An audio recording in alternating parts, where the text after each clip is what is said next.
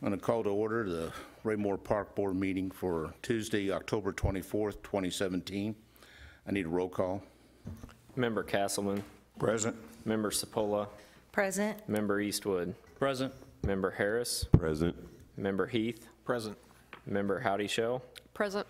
Member Seamers. Present. Member Troutman. Present. Chairman Manson. Present. All rise for Pledge of Allegiance. I pledge allegiance to the flag, United States of America, to the republic for which it stands, one nation, under God, indivisible, with liberty and justice for all.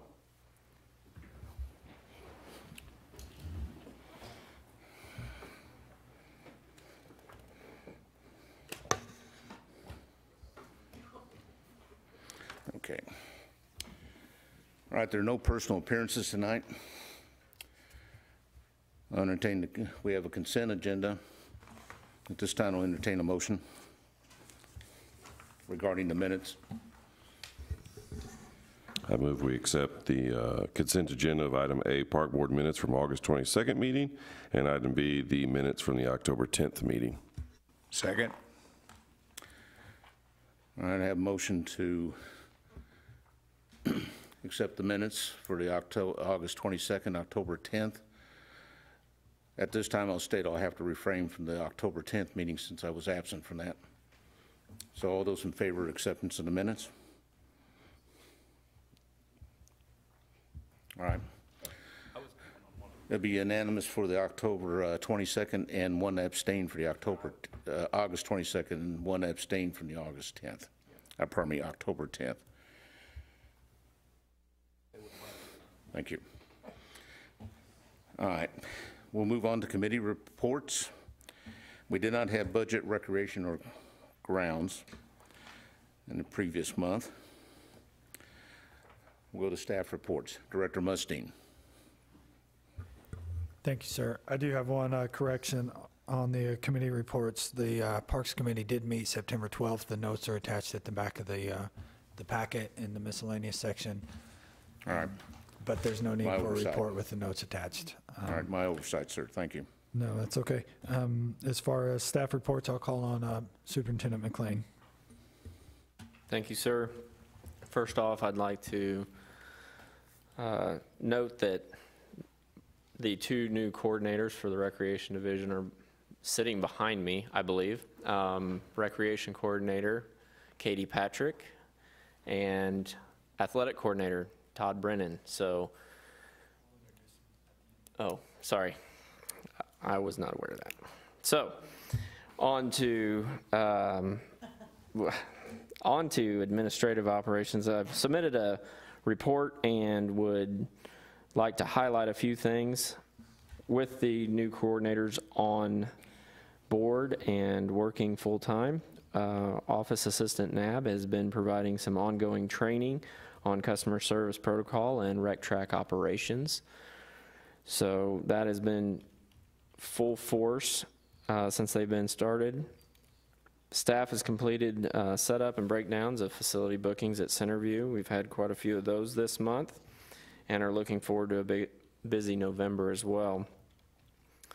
We'd like to highlight some trainings. Of course, I was able to attend with the director and park superintendent the National Recreation and Park Association National Conference. Also attended the Recreation Park Advisory Committee meeting through Midwest Public Risk. And the next 2 days, Superintendent Rulo and I will be attending the Kansas Recreation and Park Association Missouri and Missouri Parks and Recreation Association's Executive Forum. So we'll be going to that training in Blue Springs. Programs, staff has been working on planning new programs, new events, and also our standard programs for winter. We're gearing up to get everything ready for the program guide that will be going out in January, but we're always a few months ahead of that to get it lined up and ready to go for the communications department, so we're working on that. I wanted to touch base on I already stated with the Centerview rentals that we've been working, but also we added a new organization to our ball field rentals. We added Midwest Sports Production. MSP has had scheduled 2 fast-pitch softball tournaments. That was very interesting to us. We were excited for it. Unfortunately, one of them did not go, lack of registration, so they were down on some of the numbers, but the first one, great attendance, had a lot of people out there. It was bigger than a lot of the baseball tournaments, so we were excited to see the girls' fast-pitch softball tournament add to our plate. And then this last weekend, they actually had a boys baseball tournament that was a wood bat tournament, so that was as exciting for staff and everybody that attended, so we were excited to have them. And then finally, just wanted to touch base. We have our Veterans Day celebration scheduled for November 9th. That is at 4 p.m. out at TB Hanna. So we've been advertising that, and we're getting final preparations done for that event. And then, of course, December 1st, we have Mayor's Tree Lighting. So that sums up staff report. I'll be glad to entertain any questions at this time. Any questions for the superintendent? Sheldon? John, are the wood bat tournaments taking hold in this area? I'm not sure if they're taking hold, but they did have a good turnout. We had about 16 teams over the weekend at our facility. They also, I believe the tournament, it was a large successful tournament. We were an overflow for them, but they were also at Blue Valley, they were at Belton, and they were at one other park, I think, over in Overland Park. So they actually used 4 facilities, so it was a very large tournament. We held the 11U, 12U age bracket between Belton and ourselves, so it had enough for those 2 facilities. I know at the upper levels, a lot of the guys that play at Van Johnson, some of them are traveling up to the northeast because there's some established older age bat tournaments, wooden bat tournaments up Right. there. I don't know if that's... I know of at least 3. There's one in the spring, there's one in the summer, and then this fall one are the main 3 that I'm aware of, and we were able to get on board with that, so. Cool. Any further questions? Thank you, Superintendent McLean. Thank you. Director Mustine.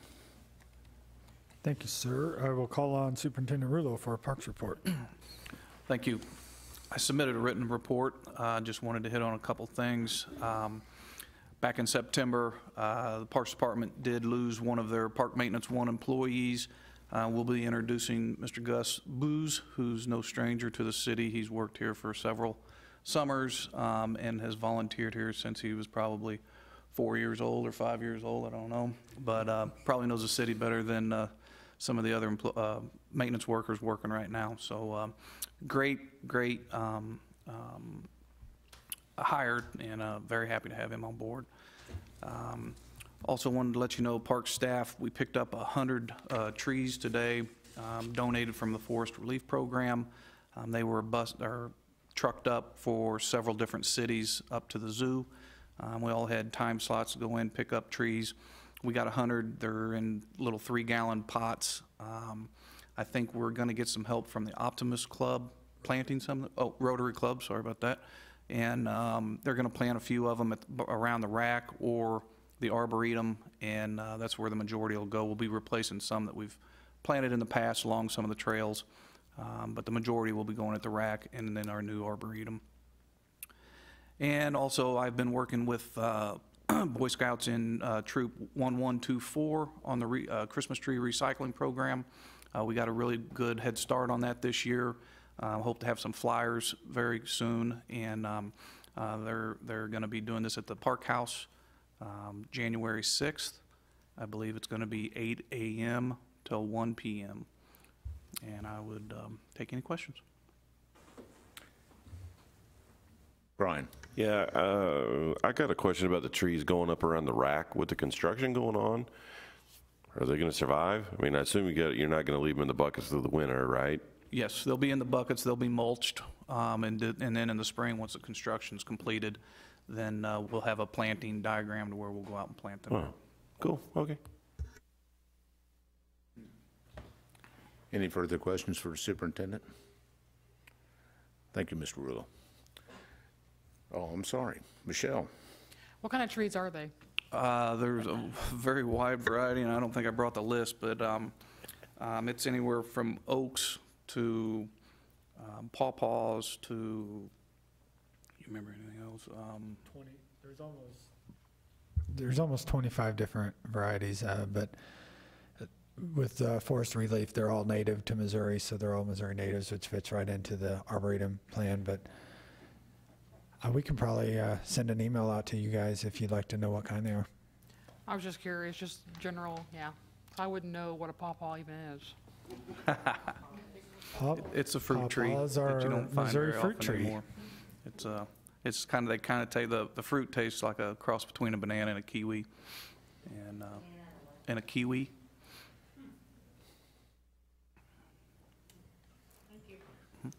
Any further questions? All right, thank you, Mr. Riddle. Director Mustine? Thank you, sir. I do have the list pulled up. I'll give you a quick rundown here. We have redbuds, dogwoods, Kentucky coffee trees, several varieties of oaks, hickories, hackberries, white fringe trees, wild plums, bald cypress, black gums, pines, serviceberries, all kinds of different stuff that are native to the state in this area. So should be a good addition to our arboretum. As far as my report goes, happy to show or provide you with the magazine from the Missouri Parks and Recreation Association. As you know by now, Centerview is the cover story and the feature presentation of the magazine. The communications department, specifically Melissa McGeehee, did a fantastic job on the photos and helping me with the write-up. I'd like to take credit for most of that, but I give it where it's due, and she did a good job, and we're very pleased. That magazine will go to, I would say, probably about 95% of the Parks and Recreation departments in the state of Missouri that are members of the association, which our state is pretty active as from an association standpoint. So our brand new facility is all over the state. With that being said, on November 3rd, we will be hosting the Kansas City Metro Area Directors Association, which is the Parks and Rec directors for all the municipalities on the Kansas and Missouri side within the metro area. Every other month, we host a group meeting and basically talk about what's going on in the industry, what's going on in our cities, and we rotate opposite states on where the meeting's going to be held. It's usually in a new facility because everybody likes to brag and show their stuff off, and so Centerview will be hosting that meeting in a couple weeks. To tie into that, you also have an invitation from the KCMPRDA, what do we call this? The appreciation banquet. Most of you will remember who've been on the board for a length of time.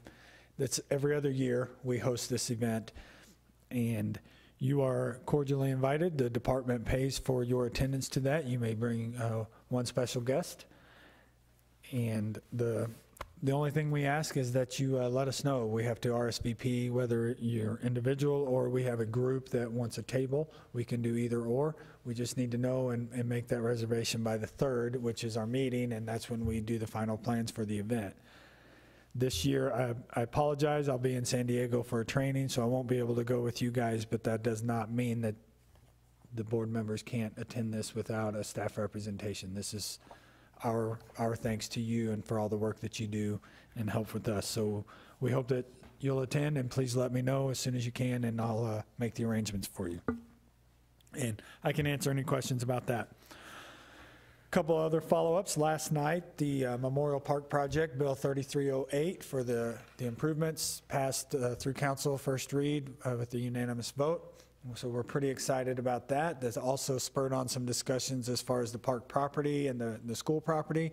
So hopefully by the next meeting, I'll have some updates on that, the discussion, how that's progressed since this project's going. But we're pretty excited. Second reading it will be on November 13th, provided everything goes well. We'll proceed to a notice to proceed, and we'll get going. I know Steve and I, and as well as Tandem Paving, want to get on this and get this project done. We would like to have it complete by mid-December when the asphalt plant's closed down, so that we don't carry this over into the spring. So I think everybody involved is ready to get moving on this. So should be an excellent project. The ADA baseball aprons, as you remember, are a separate project that's currently in place. It should be starting any day in that area, as well as the parking along the north side of Maple Street, which is basically between TB Hanna Station and the church. That was part of that agreement with the purchase of that church property, is the installation of that parking. That should be happening with any day as well as part of that same project. So we got a few things cooking here during this fall season, and it's exciting to see improvements anytime we have them. Another thing, the budget officially passed last night, so our budget that we presented to the council will take effect November 1st, and that also includes the CIP, which we worked on early in the spring. So if you need a refresher, I can let me know, and I'll email you an update on that. 2 projects were provided by the city council. One would be, they reserved $600,000 just as a reserve balance to help offset any costs on the GO bond projects, whether that be parks or the streets or whatever. Just, they wanted that in place because construction costs are rising. We're seeing that. That's affecting all of our projects, so they just wanted that in place to use so that we can deliver what we promised. And the council also took one of our unfunded projects with the renovation of the park maintenance administration area, the offices, Steve's offices. They have given the department $20,000 to purchase materials so that we can do some in-house projects and renovations over the course of the winter. So we appreciate that. I know Steve and his guys will like that, even though they have to do all the work themselves. That's okay with me, because it means I know they're working. And with that, just something quick. I don't want to brag too much about it, and I don't want to overstate it, but I do think that from a board's perspective, you guys need to know this. Steve and I took a trip to St. Charles last Friday, and we met a group at New Orleans, and once we started talking, we realized that we have met these folks at several conferences. We've just never had any money or any real reason to initiate conversation with them. Long story short, we're building a lot of playgrounds, specifically all-inclusive playground at Hawk Ridge Park. These guys are unlimited play, and they specialize in the design of all-inclusive playgrounds. And we went over there at their request. They invited us over after some conversations. We toured several of their inclusive playgrounds, talked with them. Just a great interview, a great meeting. It really initiated as they are interviewing us, and by the time the meeting was over, we were interviewing them, not only for Hawk Ridge, but for several of our playgrounds coming up. As a result, they are coming to us this Friday to tour our park facilities, and if all goes well, we hope to bring a memorandum of understanding or a contract with these guys to you at the next meeting to help us design this facility. It also includes fundraising efforts. This is one of the ways that they enhance these playgrounds. They're very, very expensive. I can say with all certainty, we don't have enough money to do everything we would like to do, and that's what they specialize in, not only designing them, but helping develop a fundraising plan, going out soliciting large corporations, private donations, anything and everything we can do to make these playgrounds. If you want to research them, they're on unlimitedplay.com. You can go see kind of the stuff that they do, and we hope it bears fruit and that we have a great project. And with that, I'll conclude my staff report and answer any questions. Jenny. I believe it was in July. They had a grant opportunity. Are we too late to get in on doing the grant funding for the unlimited play?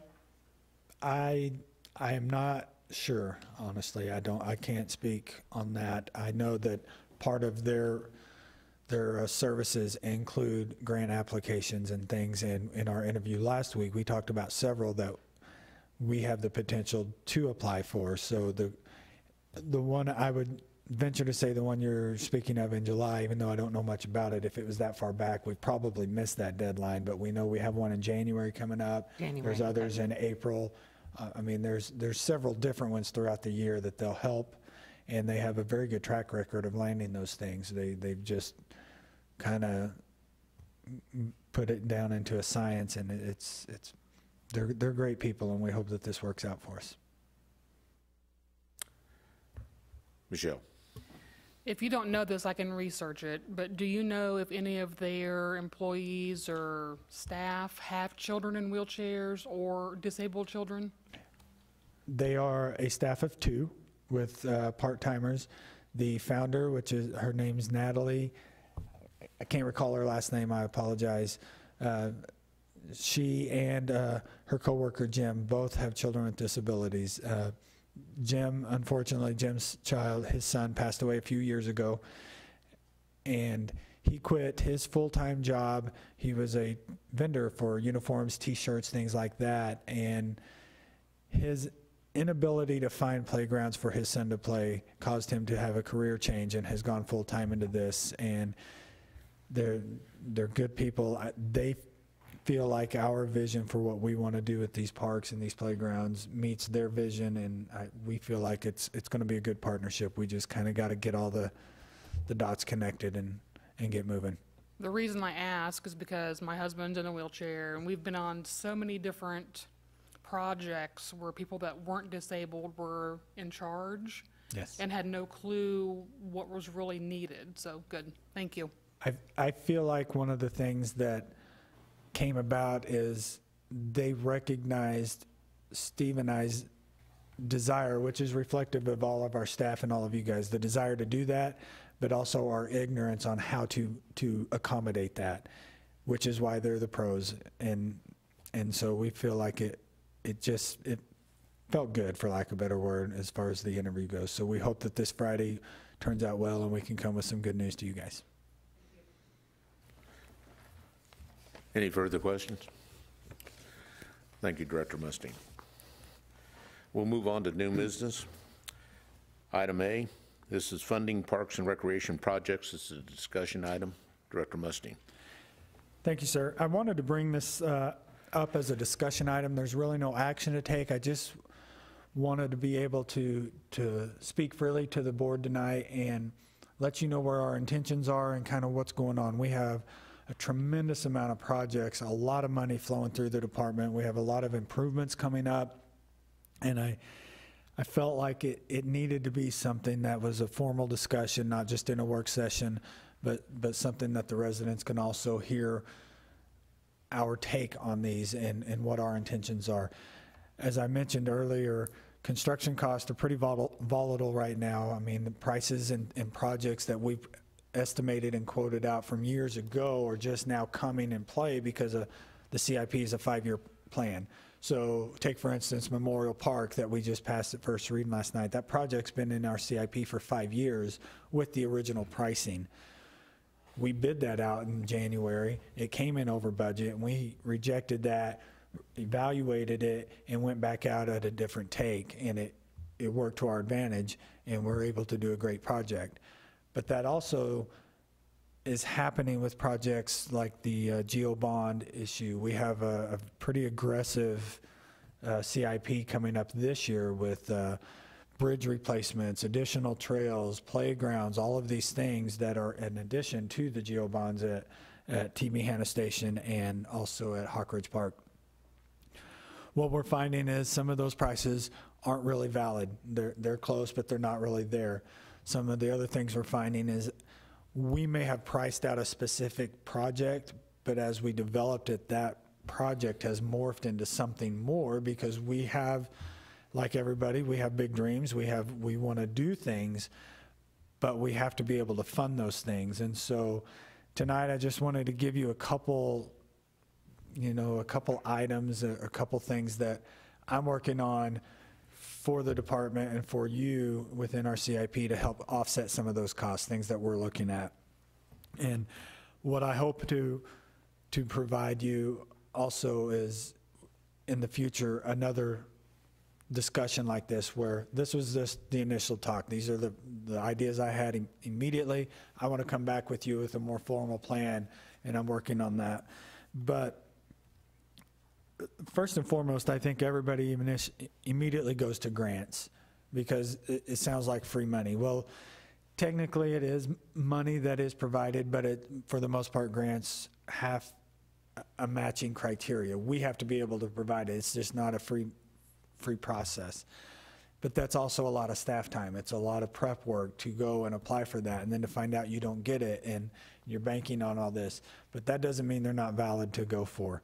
And I've done a lot of research. Cindy Watson, the finance director, she's also been helping me because some of these things does take a commitment from the finance department, and our grant procedures with the city takes a resolution of the council to confirm that we will meet our obligation if awarded a grant. But if you look at the grants out there, by and large, Parks and Recreation fit the bill for most grants available. I mean, there's several for education and components, but from a municipal standpoint, Parks and Recreation projects have the most opportunity for grants.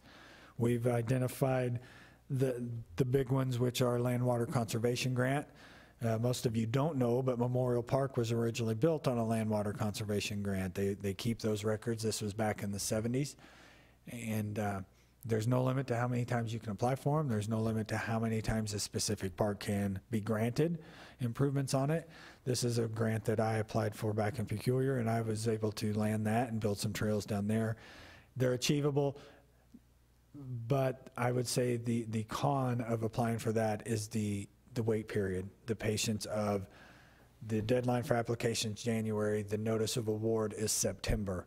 So if you have a project and you have a deadline, the grant sounds great, but you have to be patient enough to wait for that, and then willing to accept that if you don't get it. Now you've spent all that time. So the Land Water is a great one. Recreational Trails is a great one. It's the same process of deadline and award. There's Kaboom is a grant process. It's associated with different playground companies. Lowe's has community grants. There's just a lot of options out there, and you could employ a full-time grant writer if you really wanted to. I'm going to take on most of this, the research and the application, on my own as part of my duties over the next year, and I hope to be coming to you on a monthly basis, letting you know where we're at, and really just having a component of our packet that's a grant update. So that's one way that we're going to look to help offset some of those costs. In many cases, those grants are 50% matching. I mean, you can turn a $50,000 playground into a $100,000 playground if you're patient enough to wait for the vetting process through the State Department. It's just kind of one of those give and takes. Another thing we want to look at is we've done a good job over the last couple of years within our budget of being conservative on our expenses and our revenues. So when I say that, what I mean is our revenues are coming in higher than we had projected, and we're keeping our expenses low, which means our fund balance rises up. A couple of years ago, if you'll remember, we had a pretty healthy fund balance. So we reduced that fund balance by transferring over to capital sales and doing more projects. That's why we have a very aggressive project list going on right now. Well, last year, or currently actually, we have a fund balance of about $179,000. One of the things that I've talked with Mr. Fearborn, and I've also talked with the finance director. This is an option, and we're not going to enact on it yet, but it is something that we may consider, is instead of transferring that into capital sales for specific projects, transferring $100,000 over into a park contingency line item.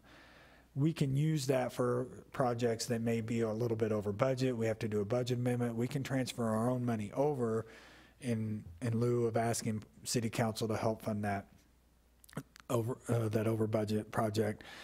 Also, there are several grants out there that we can apply for projects that we don't have funded. We can use that line item to show that we have the available funding to do that project if awarded the grant. So we can use that in a twofold purpose. We feel like that might be a good option for us, but like I said, that's just a discussion item. I'm not really asking for anything yet because we don't know where we're at as far as some of these projects coming over budget. So those are a couple ideas that we have in terms of helping to offset cost. Other things that we're doing through the CIP committee, which used to be a committee that met only in the spring as we developed our CIP projects. We've decided as a committee we want to meet year-round on a weekly basis. Every project that goes out to bid goes before that committee. Every project that comes in, bid results go through that committee. So it's more than just, if it's a park project, it's more than just my eyes looking at it. It's a whole committee of the finance director, the city engineer, the chief of police, all of these members of the management team that deal with projects are looking at these, vetting them, making sure that they meet the criteria, that we're not going to go to bid and find out, oh, we didn't meet our maintenance bond because I forgot to look for that. Well, so we're putting in this protocol of this list of all these things that check out before we go to bid, before we bring a project to our respective boards or our council for approval, all of these things to try to eliminate the little things that we might forget that ultimately end up in a project being over budget because we weren't prepared for it. So we're trying to do all of these little things. It doesn't really help us now on projects that are in place, but it will help us for projects in the future. So this was really just a discussion on some things that we're looking at because we know a lot of projects are coming up. We're going to have a lot of contracts over the course of the year, and it's my job to make sure that those are in budget because I provided you those prices, and I can't promise that they will, but I have to do everything I can to bring that within budget. So with that, that concludes staff report. I'd be happy to answer any questions, and thank you for your time on that. Any questions for the director? Sheldon. Nathan, has the trail lighting issue and the railroad car issue been placed as a budget item anywhere yet that affects us? Okay. At this time, the rail car has really been pulled back as a rail car project. It's more of a reserve balance for some overages on GeoBond projects is what it's being placed as. It's a placeholder. The money hasn't gone anywhere. It's still sitting there. It's just not designated towards the rail car. When we were, that's a prime example of what we're talking about. Those initial quotes estimated around $300,000, and then when we actually went out to bid, it came back almost $900,000, and there was no way we could bring that back in. A great idea, a great amenity, it's just not feasible. So instead of putting that money anywhere else, we just made it a reserve account. The trail lighting, it's actually sitting there. We have gone out for an RFQ in terms of finding a consultant to help us design and plan that.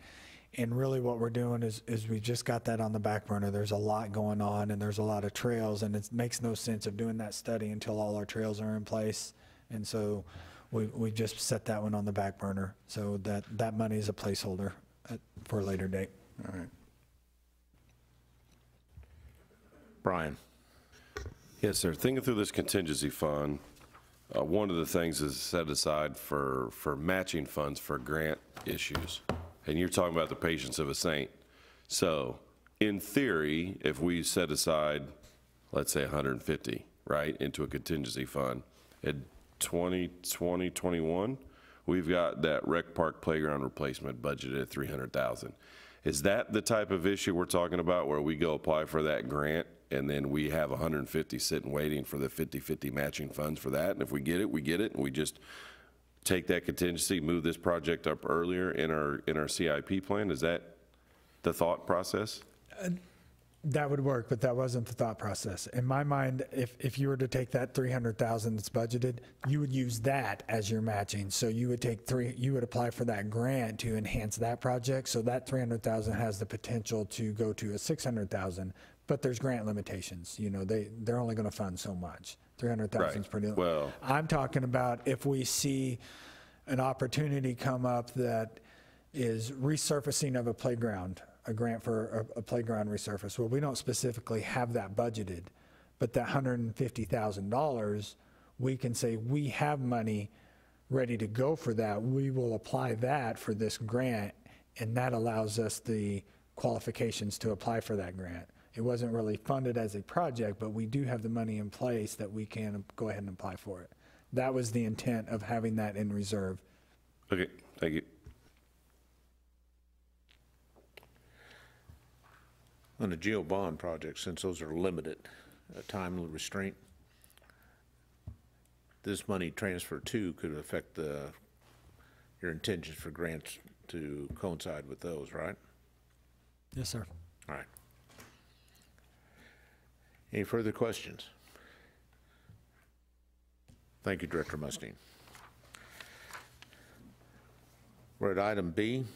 This is Budget Preparation Policy Review and Revision. This is an action item. Director Mustine. Thank you, sir. This will be one of the policies. As you know, since I've been here in 2015, we've tried to take some of our policies that are in place within your Park Board handbook and things that we have on the department, and just doing a review of those. We're trying to get those updated. We want to keep that inside, and although we have been busy and haven't brought that to the forefront, my intent is to be fairly aggressive over the next year in bringing these policies to you for a revision. This one felt natural only because the budget, we just completed that process. The time frame, the calendar was all fresh. The budget passed last night. So I asked Mr. McLean to take a look at this, and he did a first draft, and then I went back in and I did another revision of that draft. That's what is before you now. Really what this is some basic changes. I have reviewed this with the finance director, who is obviously the lead on anything in terms of budget preparation for the city manager. So we have looked at that. If you will look, most of it is verbiage. This original policy is well over 10 years old. So changing city administrator to city manager, changing some dates because our portion of the budget is always ahead of the city council's portion because we have to do things in advance. So in efforts to be on time, we bumped our calendar time up a little bit.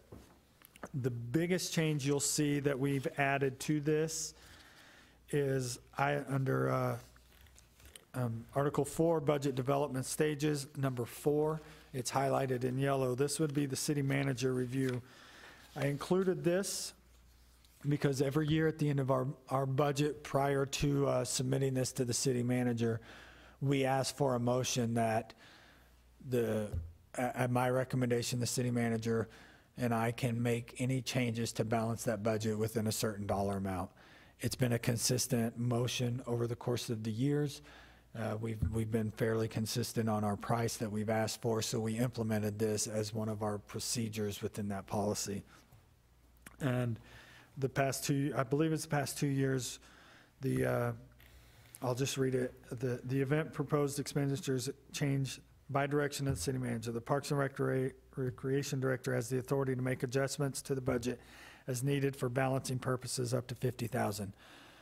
To be clear, that is not because we've mismanaged or made mistakes. That is because we don't have the estimates for the insurance policies and the property taxes, those things that he has to wait on, and he usually has them about the week before he gives it to the city council.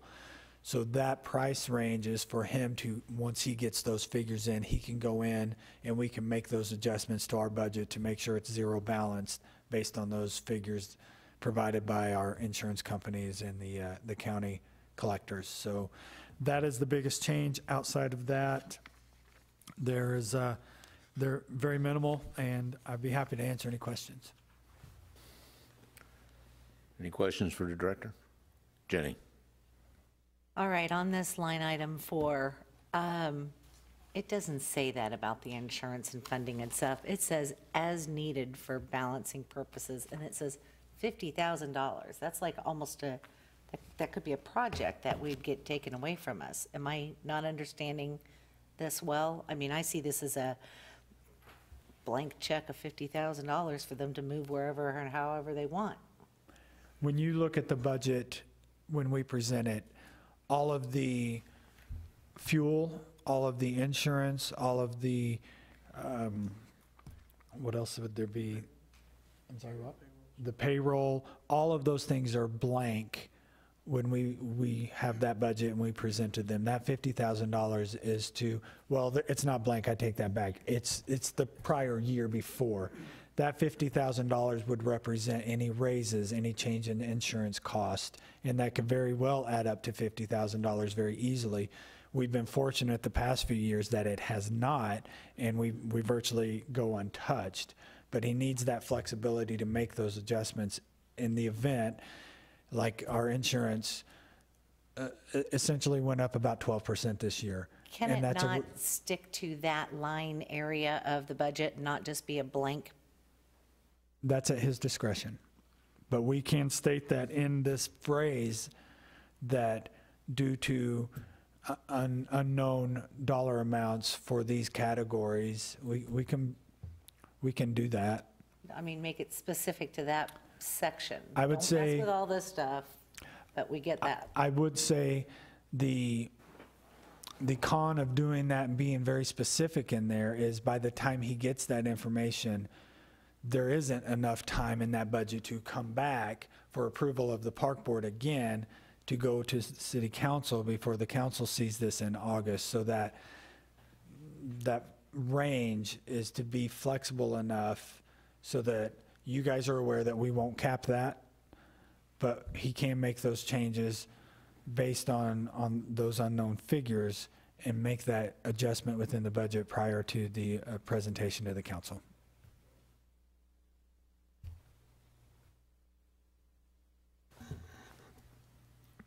Are you satisfied, Jenny? No, but I bet he fixes it for me. Sorry, I already know. It's, I wasn't going to touch on it again. What's our total budget? 2 million or so? What, It's about 1.7. 1.7? So that's what, 5%?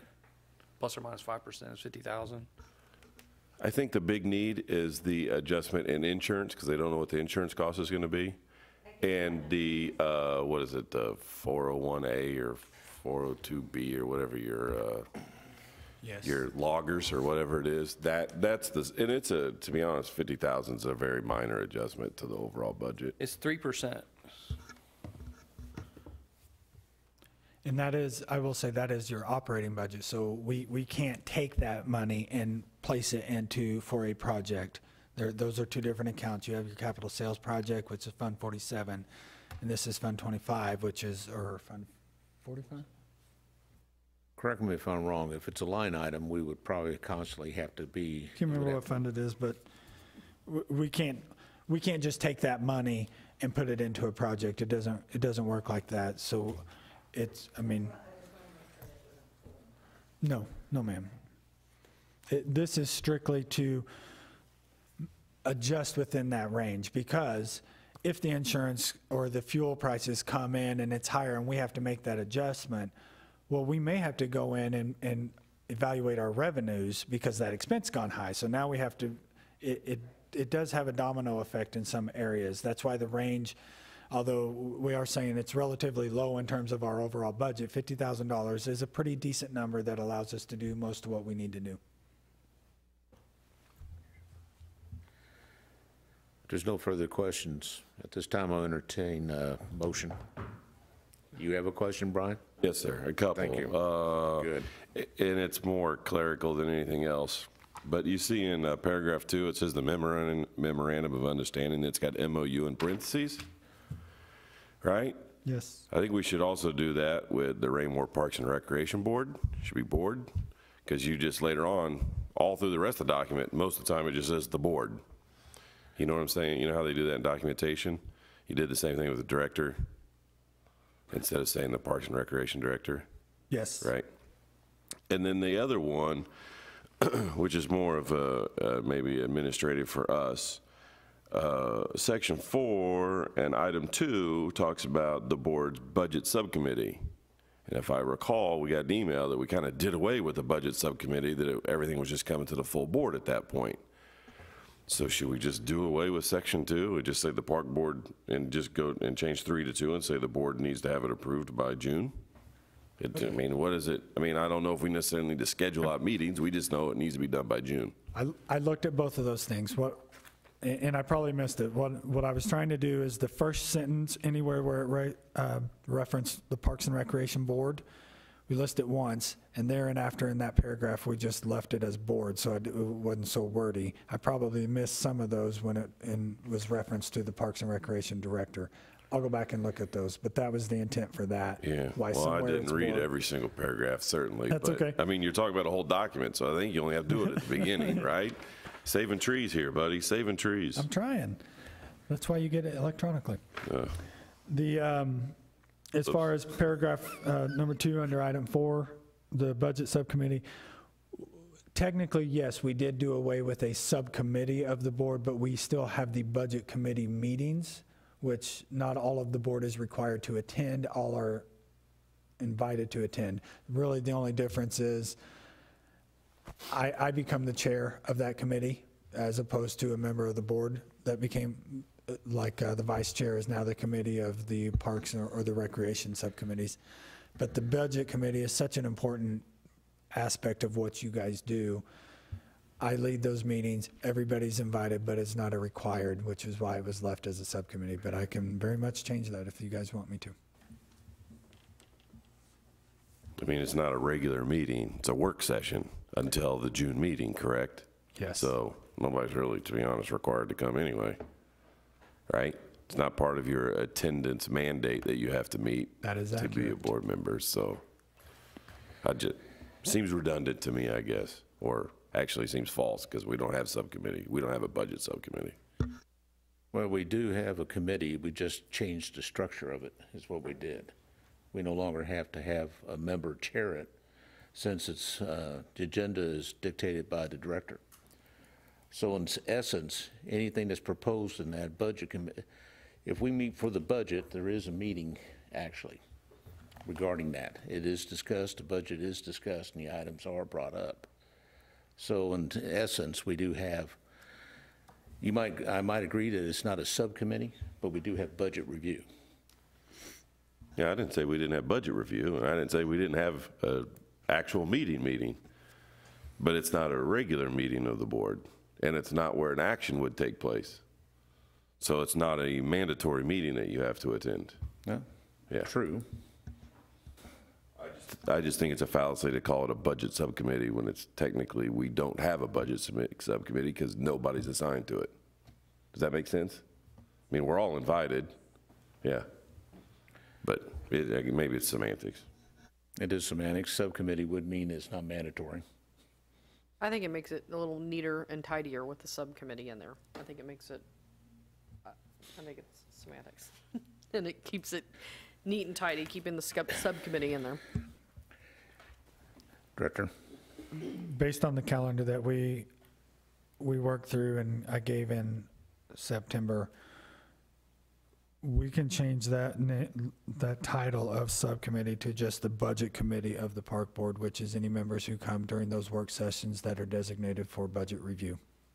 I mean, that's what it is. So I can go through there and rephrase that to where it says the budget committee review or budget review, and then reference any of that to be within those work sessions that are designated. So I can rephrase that if you guys want me to. It's just the only place we reference the subcommittee. It's the only place. It's the only document we have.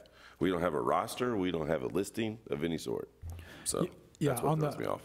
In the calendar that where we revise those things, the word subcommittee is gone. It's just called the budget committee, and I'll rephrase that to reflect that calendar.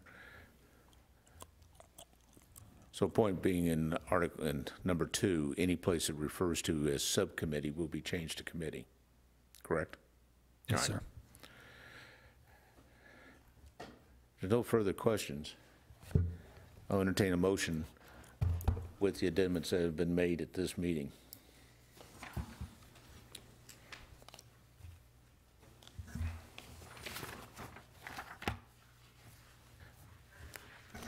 I move we approve the Raymore Parks and Recreation budget preparation policy. Second? Motion's been made and seconded. Is there any discussion on this further? There is none at this time. I'll take a vote. All those in favor? Passes unanimously. Thank you. Item C, and this is introduction of new staff. I've been looking forward to this. Director Mustine. Thank you, sir. At this point, I feel like I have talked enough. I'm going to pass this over to my superintendents and let them brag about their people. So I'll start with Steve. Great. Like I said earlier, in my report, Gus Booz. Gus has worked for me, I think, the past 3 summers as a seasonal. Some of you all know Gus's dad worked here for the city a few years back for a very long time as emergency management team, or I don't know what your title was. Coordinator, thank you. And Mike Booz was always there with us for all the special events. And every time, here come Gus and his other brother, Jonathan.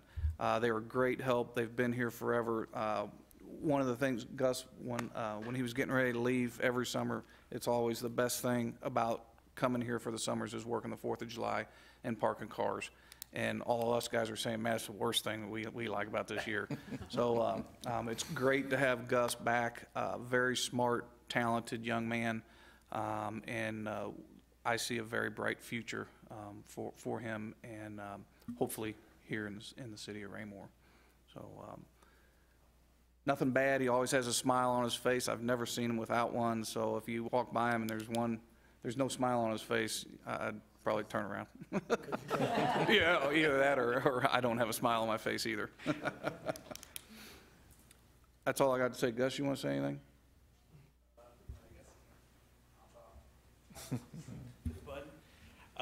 So I'm really excited to be back. Like you said, I've been here for 3 summers, so I've kind of grown up here with my dad working here for almost 20 years, so I kind of know everybody. This is my big happy family, my second family I call them, so I'm really excited to see what this holds, and awesome. Thank you, guys.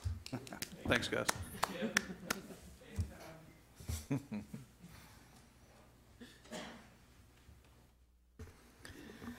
Okay, well, we'll see if my 2 new coordinators can follow that up. You know, it was a tough decision. You know, we as most of us know on this board, I'm fully a Northwest Bearcat through and through. Todd, our athletic coordinator, he is coming from us from Pittsburg State University and Pittsburg, Kansas Parks and Recreation. So that's his background. So depending on how this weekend's game goes, it could be fun to be in the office Monday morning. You guys are all welcome to join us. Fun for one of us. So Todd had a sports background, very qualified. Believe he's very excited to be here. He was with Pittsburgh for a couple years at part-time. Had great reviews, so we're welcoming him. So I'll start with him if he would like to say anything. Like Mr. McLean said, I am Todd Brennan. I'm the athletic coordinator from Pittsburg State University, where I got a bachelor's degree in exercise science and then followed that up with a master's degree in sports, leisure, and service management. I interned there for a semester with Pittsburgh Parks and Recreation, where I followed that up with in charge of their summer camp there for 2 years, as well as assisting in other things such as supervision at the sports fields and assisting with any other special events that we had going on. If you have any questions for me, I'd love to answer them.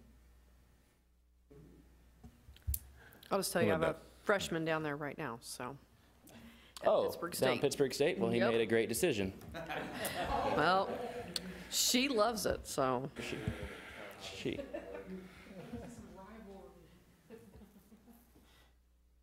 Any other questions? Thank you. Excited to be here. All right, then we'll move to the recreation coordinator position, which Katie Patrick, another very qualified candidate, came from Johnson County Parks and Rec, interned there. She is a graduate of Emporia State, so we got some D2 rivalries going on here. And so anyway, Katie was qualified, has sports background as well as recreation and special event background, so we feel like she was a great pick and we are welcoming her. So at this time, I'll be glad to let her take over the mic. Well, John gave you a little bit of my background, so I won't go into that, but I just want to say I'm excited to be here. I have new ideas to bring to the table, and I'm glad that I'm able to bring those to the table. But yeah, I just want to match a name to the face and let you know I'm excited to be here. So, thank you. Welcome.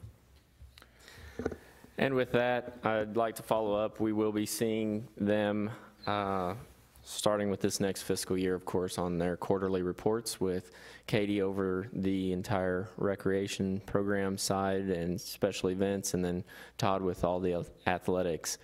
They'll be coming to quarterly meetings at least, probably attend some of the recreation committee meetings, and so we'll be bringing them up and hoping that they can knock our socks off, which we do not doubt. So thank you. Thank you. All right. Public comment? We have no one that would care to make a comment at this time, apparently. All right, and then we'll go on to board member comments. I'll start to my far left. Brian. Thank you, sir. Jenny. I just want to say how excited I am, Katie, to have you on board. And he gave us just a little taste of some of the things you were looking at doing in the near future, and I'm really excited to see that. So thank you for joining our team. You guys, you're going to do awesome. You got great guys to work with. All right. Thank you. Shelton. Nothing. All right. Steve. Todd and Gus, I'm excited that you guys are here. I didn't want you to feel left out. You know, just real quick, between the food truck night and the Veterans Day and all the things that we do in this city, you know, we sometimes fight the stigma of a small city and, you know, what we're going to do or not, but we have a lot of stuff going on between the build jobs and the events, and it really gives us that big city feel, and I'm excited to be part of that. So to the whole crew, thank you for making us feel like, you know, we're in a big city and we're not missing anything, because we continue to start new things, build new things. It's like moving here over and over. So I do appreciate it, and thank you. All right. Michelle. Welcome to the new staff. It's makes me feel like even older because you guys are so young. But that's good because Mr. McLean had mentioned some of the things you all had, yeah, and it's great. Looking forward to it. I'm excited about the new artwork in front of Kay's, the big the big, whatever you call it, that spins and the lights. It's so cool. And Greta, thanks for helping train and being involved in that. You never get much credit for in public, so thank you. And good job and great. Melinda. Well, great to have you guys. I am excited about what everybody's going to do. I think there's some fun stuff coming up. I wanted to also jump on the art piece, so you know, kind of what Michelle said. I love coming into town and seeing that, you know, move. I have a kinetic piece in my front yard, and it does not move like that. So I love seeing that it, you know, moves with the wind and stuff. It's a fun piece. So I'm excited about all the new pieces that hopefully we'll be getting in soon and doing some more fun stuff in that realm. So, and then the food truck, that was fun. We went out and listened to the music. So that was, I thought it was good. I thought that turned out really well. A little chilly, but it was nice. So. Thank you, Melinda. We'll know where the sea pod went if it ever disappears. Yeah. Jim. welcome new team members. Todd's already communicated with me a few times, hitting the ground running, working a few issues out and so forth, so appreciate that. So welcome. Looking forward to the future. Eric? I too have worked with Todd already, and it's always been very good, very fast. I really appreciate the energy that you're bringing to the team, and the rest of you guys, I look forward to working with you too. That's all I got. All right. Again, thanks to the staff. You've done an excellent job. Always appreciate it. Our superintendents are usually on top of everything, and I like that. So is our director. Welcome to our new members. I know you'll be a great addition to the staff, and you'll probably ease some of the issues that they have as far as overthinking, or probably overworking. With that, I'll entertain a motion for adjournment. I move we adjourn. Second. All right, motion been made and second, and I know there's no discussion on this. All those in favor of adjournment? All right, this meeting's formally adjourned.